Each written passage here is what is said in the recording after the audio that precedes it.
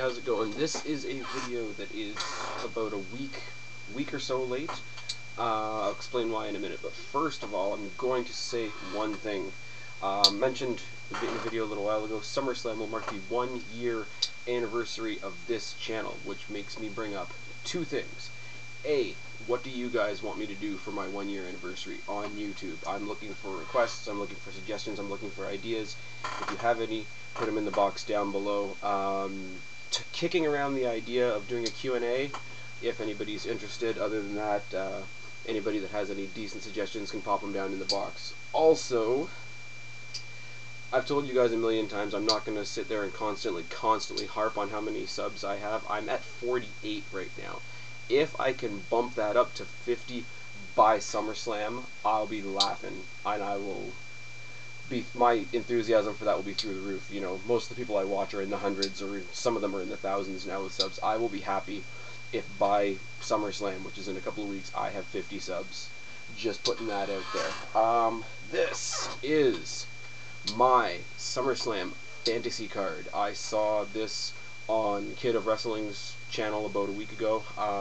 Anybody who watches my channel knows I've done a couple of responses to his videos, and he did his own SummerSlam fantasy card, which was very, very good in its own right, and I thought, I'll put one together. And once I started doing that, it got more and more fun, and I just kept tweaking it and tinkering with it. And as anybody who saw my Raw review knows, I've also not been feeling the greatest in the past little while. So I think I've got it where I would like it to be. Now, keep in mind, most of these don't reflect any of the current storylines, or no. Safe to say maybe half of them don't reflect the current storylines in the WWE, and safe to say I've got way too many matches on here. Like, we'd need a WrestleMania-sized time slot for the amount of matches I have on here.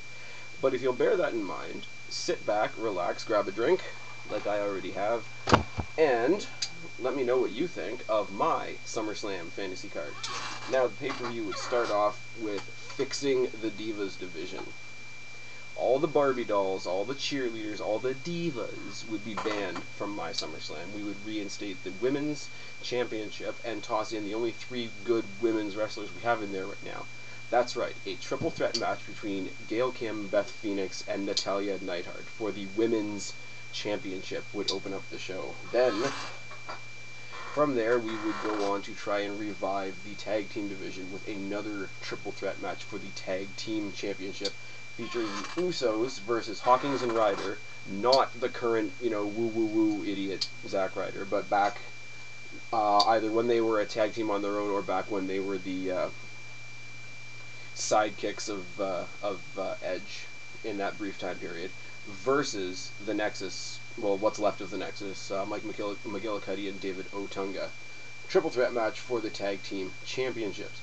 Now, how would I set up the next one? R-Truth would come out on Raw or SmackDown or whatever the week before SummerSlam. He would go on about his conspiracy theories, go on about the little Jimmies, and much like John Cena and Triple H and a couple other people before, I think we'll get Kofi Kingston out there to try and talk some sense into R-Truth. Kofi Kingston would be wearing a t-shirt with a little name tag on it, sort of like the Miz Hello My Name is Awesome shirt, but it would be Hello My Name is Jimmy.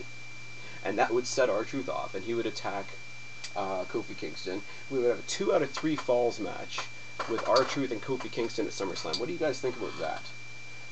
Next, this is purely for me because I can't stand Rey Mysterio. How do you feel about a 3-on-1 handicap elimination match? Rey Mysterio versus the team of Evan Bourne, Sin Cara, and Justin Gabriel. Oh yes.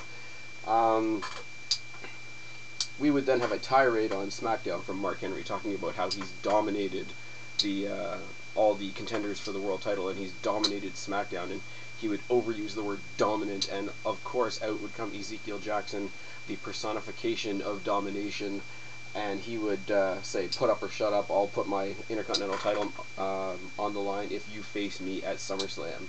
So, Big Zeke versus Mark Henry for the Intercontinental Championship at SummerSlam. I know a lot of people would say that, Mark Henry being in the World Tag Team title picture and then going for the IC title would be a step back, but realistically, he's not going to get a world title. It's not going to happen. So Big Zeke versus Mark Henry for the big man on big man fans out there. One of the storylines that's already existing in the WWE right now that I would totally capitalize would be Sheamus and Wade Barrett, and they couldn't have any other match but a street fight at SummerSlam. So that's right, Sheamus and Wade Barrett, everybody, the rest of WWE roster banned from ringside, but a street fight between those two would be killer. Alex Riley would come out and make a big speech on the Raw before SummerSlam, say he's broken away from The Miz, he's proven he can beat The Miz, he's moving on to bigger and better things. He would call out Dolph Ziggler and say, put up or shut up, I want your United States title at SummerSlam. So we would have Alex Riley versus Dolph Ziggler for the US title at SummerSlam, at my SummerSlam. In keeping with the matches that they've been having the past couple of weeks on SmackDown, keep Randy Orton out of the title picture for a while. Toss him in with Kane one more time in a casket match, just because we haven't seen one in a while. Alberto Del Rio would come out on the Raw before SummerSlam, and brag and brag and brag about winning the Money in the Bank. How he beat everybody there, how he beat everybody on Raw. He would be interrupted by John Morrison, who would clearly come out and say, be all cocky as shit, and say, you know what, the only reason you won that is because I was too injured to be in Money in the Bank. And he would double talk him, and sarcasm would fly, and we would have a ladder match for Alberto Del Rio's Money in the Bank briefcase at SummerSlam. Alberto Del Rio versus John Morrison in a ladder match. How do we think about that one? Daniel Bryan versus Christian. I know people aren't going to like this one. Daniel Bryan versus Christian in a non-title match. And I will tell you why.